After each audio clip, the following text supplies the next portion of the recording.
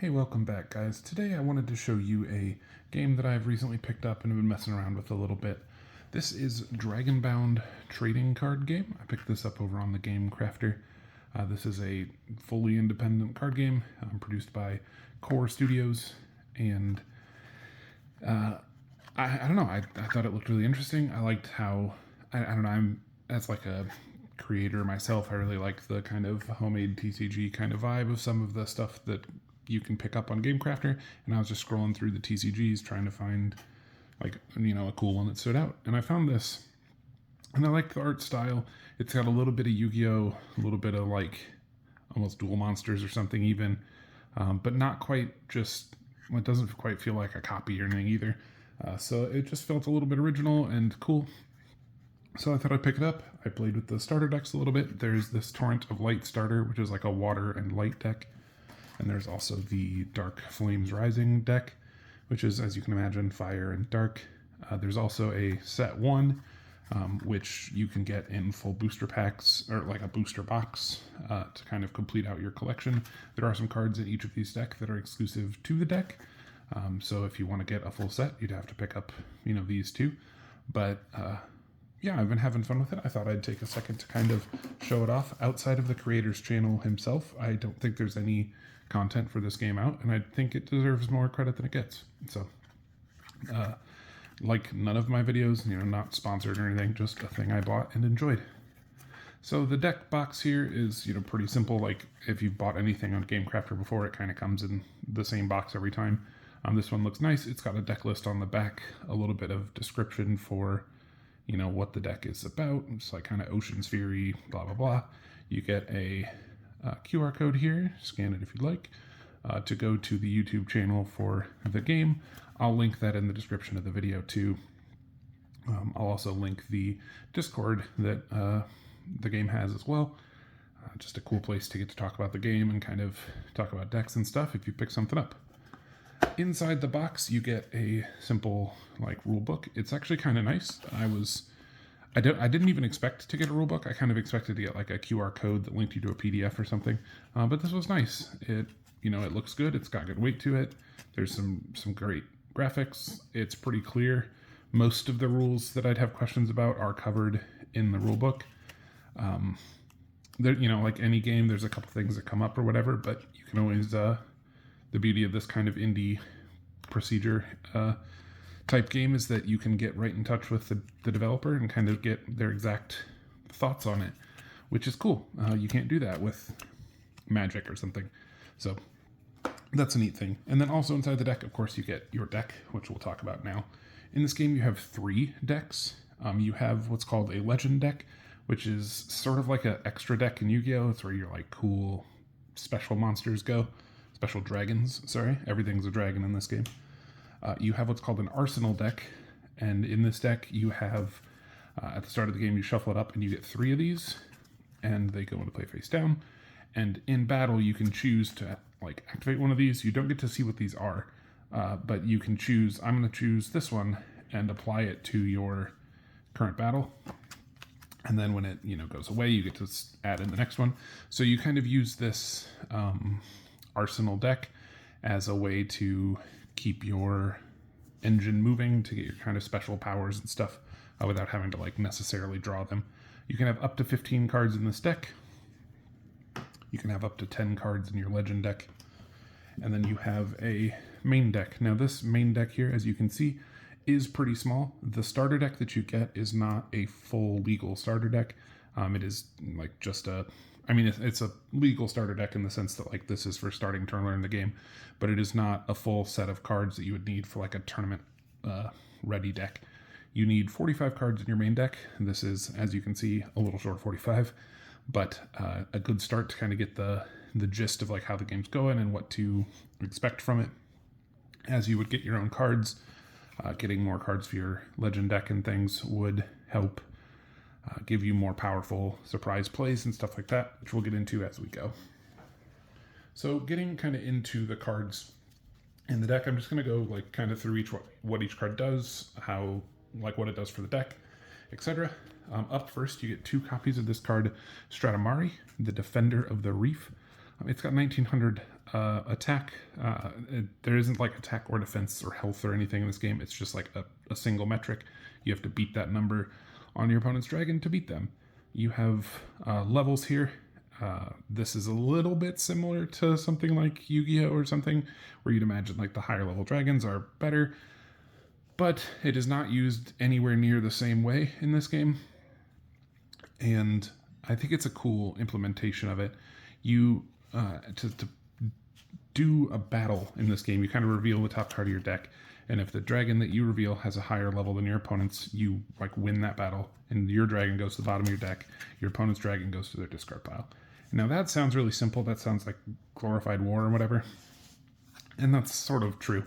But if it matches, if the level is the same, then you start like an actual battle. And when that happens, you put the top 3 cards of your deck into play, and then you just show down between the dragons. You can play your extra cards from your arsenal deck. You can evolve into stuff from your legend deck. You can beef up your stats. Your card effects start to matter between dragons, and you can really start to set up the combos your deck wants to build. Now, this game's really unique in that you have no hand.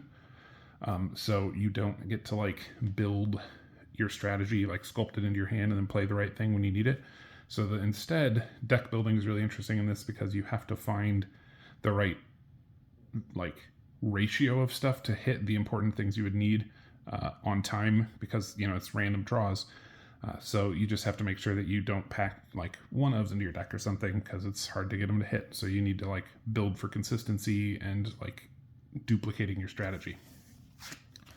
So this first card here is just a 1900 level 4. It's like a simple starter guy, but it gets 100 extra attack for every water dragon on the field. This counts itself. It's not every other. And then when an opponent's dragon would attack your other tier 4 or lower water dragons on the field, negate the attack. So this card's really cool. If it's so you have 3 battle slots. If it's in the first slot and it wins, it gets to stay, like in play, and its effect would work for the rest of your dragons. If it's last, which is I think the best spot for it, you can have it sitting here, and you can negate the first 2 attacks on your other dragons if they're level 4s, and get right into this guy. So like there's just some really interesting stuff that you can do to kind of keep your dragons alive, and getting plus 100 extra attack. If you're on like a mono water deck too, this guy gets even better, because if you're in an actual battle, then you have a dragon off to the side, which is the one we revealed that I talked about earlier.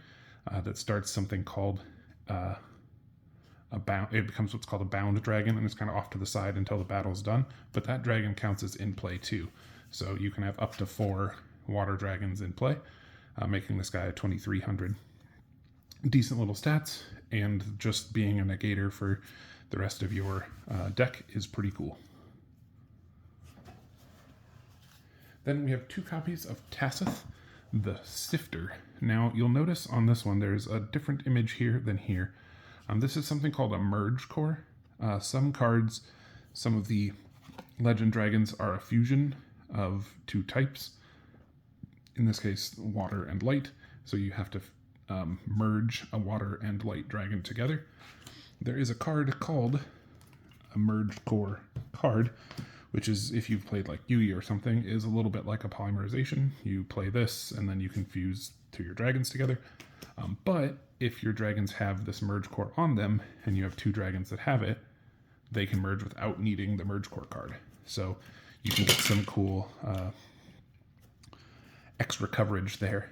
Now, the starter deck comes with 2 copies of this card, but this you only get 1 copy of this merge core one. So if you want to maximize your merge core value, you need to buy multiple decks.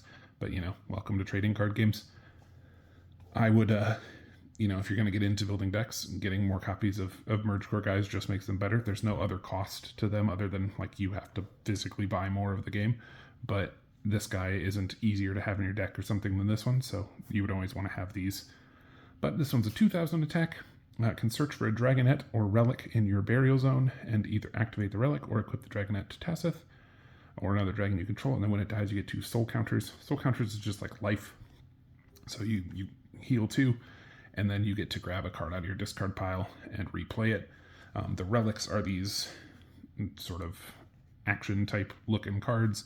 And then the dragonettes are these sort of smaller dragons that your dragons will sort of place on top of, and it gives them an extra attack or extra effect. So he's cool because you just get to get yourself an extra guy. He's got these 2 little slashes, which means his effect is at like 2 speed.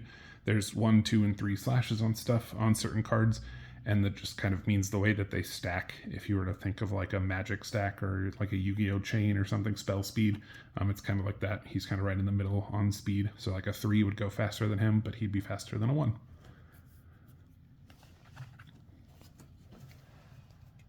Then our first 3 of, which is the number of copies you can have in the deck.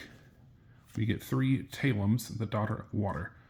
Another level 4, it's a 2100. It gets 100 attack for every water dragon on the field, just like the first guy. And if it's destroyed, you choose a tier 4 or lower water dragon from your burial zone and shuffle it back into your deck. Just a good way to recur a little bit of cards in your discard pile. Sometimes with just those simple battles at the beginning, where you're just revealing the card and you either win or lose.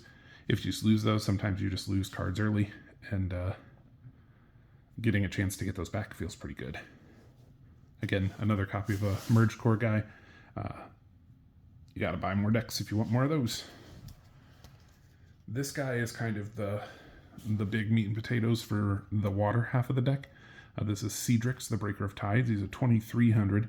He gets 100 extra attack for every other water dragon you control. Not every dragon like the other ones. When he destroys the opposing dragon, you lower the next dragon's attack by whatever his attack was. So if you are like in the first slot and you are, the board state looks like there's 1 bound dragon, this guy and 2 other ones, well then he's a 2600. So he got a +3. So he hits, he beats the guy in his row, 2600, cool. So then the second battle gets -2600 against your next dragon. So he's just really, really strong. He's a level 5, so he like auto beats the level 4s that your opponent might draw. This card is just fantastic. His art is super good. I think in general, the art in this game is really cool. It's all done by the creator of the game. He just, draws dragons for fun and kind of turned it into a game. And I think they've got a really cool style to them. They're not like strictly a fantasy dragon or just a Yu-Gi-Oh dragon or whatever. They all kind of have their own vibe, and I think that's cool. Now we get into the light half of the deck. We get Sigil the Emissary, 2000 attack. It has, if one of your light or water dragons is in another match and would be destroyed, it is not. So you get to save one of your guys. Now, nice that there's a kind of cross play between the two. If this card is destroyed, increase one of your light or water dragon's attack in a different match by 300. So just one of your other dragons. Hopefully this guy shows up like first or second, so at least you have a guy to use it on. If he's third, well, that sucks. But if he's third, and you can kind of protect your first 2 dragons, that feels pretty good too. So he's kind of good just all around. I really enjoyed this card. We have 3 copies then of Sola, the Son of Light. This is a 2300. I'm starting to get into some big numbers on these guys. The light guys are kind of the muscle of this deck, and I think the blue stuff is kind of the, I don't know, it's got better synergy, I think, but the light cards are really strong. It's got 100 extra attack for each light dragon on the field. You'll notice it's kind of a recurring theme. If this card's destroyed, choose a dark dragon in your opponent's burial zone, flip it face down. So burial zone's your discard pile. Cards can either be face up in your discard pile or face down. If they're face down, you cannot get them back. It's like they're banished or removed from the game or something like that, exiled, whatever. If they're face up, you can get those back with card effects. So this just lets you choose one of their cards and it kind of removes it from the game. We have a single one of in this deck, Calyx the Reformed. I think this is a cool looking dragon. He's got kind of definitely the light vibe, but there's a little bit of that kind of metal looking action to him. 2400, still a level 4 though. He's unaffected by dark dragon abilities. If he destroys an opposing dragon, you can choose a hybrid dragon from your Legends deck, which is what these guys are. These kind of fusion ones. That's what this little symbol is here in the middle. You can choose one from your deck and place it onto play over Calyx and one of your other dragons with the same element as the hybrid dragon. So if he's first and he defeats a dragon, then you get to play your fused dragon, which kind of goes between 2 rows, like between 1 and 2 or between 2 and 3. And then you've got a big beastie attacker for your second match. Or if he was your second match, you could have it for your third. You get the gist. But really strong. 2400 attack is great. If he can kill something, getting your giant, best card in your deck feels pretty good. Then we've got 2 copies of Oberon, the Soul Dragon. 2700 attack on this guy, and he gets 100 attack for every dragon in your burial zone. Now again, remember, face down cards, you don't really see them, so it's got to be face up, but he can get pretty big depending on how your discard pile is going, how your wins and losses for the round have went. But just a flat 2700 by default is pretty huge. This guy's super scary. And then the last couple cards in the deck, these are the Dragonets that I was talking about. The smaller dragons that, when these get revealed off the top of your deck, you get to play the next card as well, and it just goes on top and extends the abilities that they have. So in a constructed deck, you want a decent number of these Dragonets as well, because they help just give you more to do on each of your cards. But this deck, you get 4 in the main deck. We'll get into that in a little bit too. But this guy here, his effect is this dragon's able to use its original ability twice. Just super good. There's plenty of these guys that get like plus 100 for each guy in play. Now they get like plus 200. Or you can get a card back. You can do that twice, what have you. Just really awesome to be able to do that 2 times. And then you get the first not light or water card in the deck. This is I think it's a steel card, or metal, I think might be the name of the trait. But this is Alakan, the Piercing Dagger. When this dragon destroys an opposing dragon, destroy one of your opponent's arsenal cards on the field. So like I said, they always have that kind of row, that back row of 3. You get to blow one of those up. Some back row removal. If you've ever played Yu-Gi-Oh! Or something, that's always good. And it feels good here too. The back rows obviously are used a little differently, but getting to remove another card in play feels really strong. This guy's cool, and it brings me to one point about deck building that I'd like to talk about. You don't have to have, there's no color rules. You can have every single element in the game in your deck. Just most of the cards care about having, more water cards in play or more light cards in play. So if you get too spread out, you lose some of that synergy, but you can get really creative with the stuff that you're putting in your deck. So we only get 4 Dragonets in the main deck, but that's because our Arsenal deck comes with 4 more Dragonets. Now it has 1 more copy of Serena and 1 more copy of Alakan. Now your Arsenal deck has to meet the same conditions as your main deck. Still 3 total copies across the 2. You can't have extra copies in your Arsenal than you can in your main deck. But you get these here, so it just gives you 1 extra copy. We also get Daria, the Guardian of the Spring. When this card gets 300 extra attack, and then if it would be destroyed, you discard this card face up instead, and you get a soul counter. So you gain a life, and you just lose this card, and you keep your dragon. It's pretty good. The keeping your dragons and stuff is nice, because at the end of the battle, if you win more fights, the cards that won, you get to put back into your deck to keep playing. If you deck out, you can, you lose. So it's just a nice way, if one of your guys would get destroyed, you get to keep him, and it gives you an opportunity to shuffle it back in your deck. And then we get 1 light Dragonet, Vodon, the Call of Light. This one says, this dragon gains triple strike, and then equip 1 Dragonet to each dragon you control on the field from your Arsenal deck that doesn't have a Dragonet already on it. So we get 4 of these in the Arsenal deck in the starter. You can have up to 15 cards in this deck, so you can really have a lot of options for this guy to grab. I think this card is fantastic, and if you had a constructed deck, I think this would be super staple. Got those 4.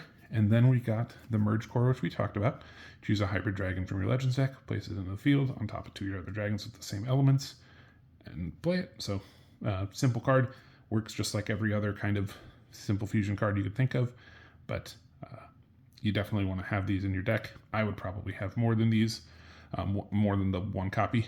If you had your deck constructed and your Legends deck was more than a single card, which is all you get for the starter, you would have a lot more ways to be getting into it and a lot of really strong stuff to do. We also then get 3 copies of Aqua Medallion, which makes sense. We're a water deck. You choose a dragon you control. It is no longer affected by your opponent's dragon's abilities, so you get to just make them like hex-proof or something if you're using magic terms. And then if it's a water dragon, you gain health equal to its tier. So you just attach this to any of your water dragons. You gain 5, 4, 4, 4 health, which is awesome. You only start the game with 10, so you can gain a lot of percentage of your health back, or even over your starting 10 with this card. You know, if you open with Cedric's at 5, play this, and you go from 10 to 15 right away. Really strong. So you get 3 copies of that, which makes a ton of sense. It's a super powerful card, and you would definitely want these in some capacity, I think, in your arsenal deck. So then lastly, we look at the legend card. This is the title card from the box art and is your, bread and butter. So this is Kyle and I, the Spirit of the Ocean. It's 2,800 attack. It negates all of your opponent's fire dragon abilities, and it gets 200 attack for every water and light dragon in your burial zone. So again, can just get huge. You get 2 life for every light dragon in play. Also great. You flip 1 card face down in your burial zone, and then you destroy 1 card in your opponent's back row. Super good. The effect of that actually reminds me a little bit of like Vanguard, if any of you guys have played that, where you have like soul charge stuff or soul blast and things like that, counter charge, where you can like take your life and flip it face down to do stuff. This reminds me of that, where you flip something face down in your discard pile to then blow up something that they have in play.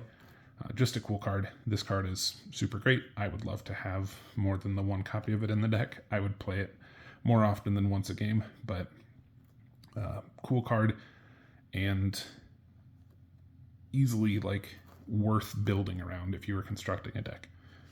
But that's everything you get inside of the Torrent of Light starter deck for Dragon Bound trading card game. Like I said, I think this game's really cool. I picked up a booster box and each of the decks. I picked up 3 of each of the decks, actually, so that I had a playset of the merge core cards and the starter unique stuff. And then for Christmas, they did a special promo where you could get the full set, like 1 of every card. And so I picked that up 6 times. So I had 2 playsets of the game, so I could build whatever I want for 2 players. So excited to really dig into getting to play this. I think it was a blast. It's simple, but it's also really deep in its own way. I think it's really cool when a game's like mechanical gameplay is simple, but it's like deck building is a really interesting puzzle. And I think this game really delivers in spades with that. But that's it for today. I'll probably do a review too for the Dark Flames Rising deck. This was just the one that I've played most. I really like, Kyle and I really like the art on this card. It's kind of the thing that drew me to like wanting to get into looking at this game anyway. I just think the aesthetic of that one's really cool. So I thought it was best to cover this one first. But that's it. Thanks for hanging out. I will see you next time.